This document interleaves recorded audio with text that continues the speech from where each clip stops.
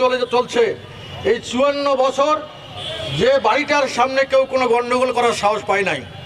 এই এনসিপির কুত্তার বাচ্চারা তোমরা হিজড়ার মতো পিছন পাশ থেকে গিয়ে তোমরা করো, তোমরা পার্টি অফিসে আসতা, পার্টি অফিসে আমরা তো ছিলামই, তারপরে তোমরা একদম হিজড়ার মতো গিয়ে আজকে আতর্কিত হামলা করলা এবং আমাদের রংপুরের মানুষের হৃদয়ের যে রক্তক্ষরণ, সেই রক্তক্ষরণ কিন্তু চলছে।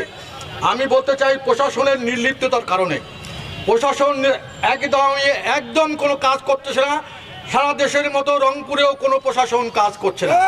তা আমি একটু অনুরোধ করব প্রশাসনের কর্মকর্তাদেরকে যারা আছেন, বিশেষ করে পুলিশ, আপনার বিজিবি, আপনার সেনাবাহিনী, তাদেরকে অনুরোধ করব যে আপনারা দরকার হলে যদি আপনারা আইন শৃঙ্খলা রক্ষা করার জন্য, মানুষের জানমাল নিরাপত্তা দেওয়ার জন্য আপনাদেরকে আমাদের মানুষের ট্যাক্সের টাকায় আপনাদের বেতন হয়, আপনারা কারো দলদাসে পরিণত হয়েন না।